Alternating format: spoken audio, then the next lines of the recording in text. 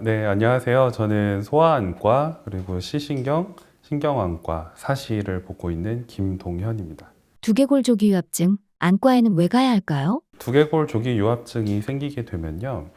여러 가지 문제들이 생길 수 있는데 그 중에 대표적인 것이 뇌압이 오를 수 있는 문제가 있습니다.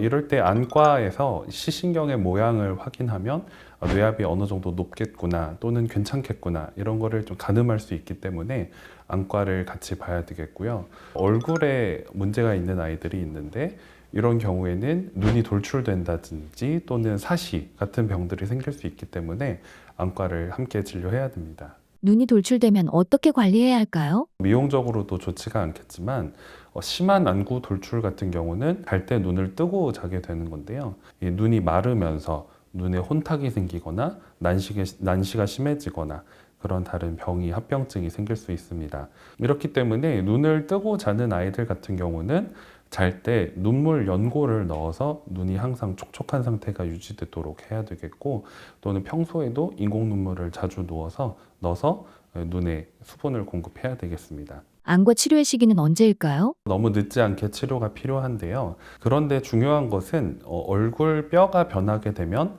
사시의 위치도 달라질 수 있습니다. 그렇기 때문에 얼굴 뼈가 먼저 치료가 되어야 되겠고, 그 이후에 사시를 치료해야 되겠습니다. 안과 정기검진으로 두개골조기 유압증을 발견하기도 할까요? 두개골 조기 유합증이 있는 아이는 이제 원시라든지 근시, 난시 같은 굴절 이상이 동반되는 경우가 있고, 이것들이 늦게 발견되면 약시와 연결될 수 있습니다. 그렇기 때문에 이런 경우에는 적절한 안경 처방이나 다른 치료를 통해서 정상적으로 시력이 발달할 수 있도록 도와주어야 되겠습니다. 안과 정기검진으로 두개골조기 유압증을 발견하기도 할까요? 사시가 있는 줄 알고 왔었는데 고개 기울임으로 나타나는 아이들이 있습니다. 그 고개 기울임의 원인은 이제 다양한데요. 그 중에 하나가 이제 사시가 되겠고, 이 사시의 원인이 두개골 조기 유합증인 경우가 있습니다. 두개골 유압증이 시력에 영향을 주나요? 수술이 필요한 경우는 대부분 뇌압이 올랐다든지 기능적으로 문제가 생긴 상태에서 치료가 필요하게 되는데요.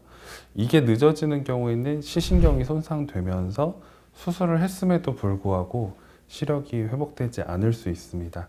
따라서 적절한 시기에 이 치료를 하는 것이 중요하고요. 그런 문제가 없던 아이들이라면 수술 후에도 시신경이라든지 시력에 큰 문제가 생기는 경우는 굉장히 드뭅니다.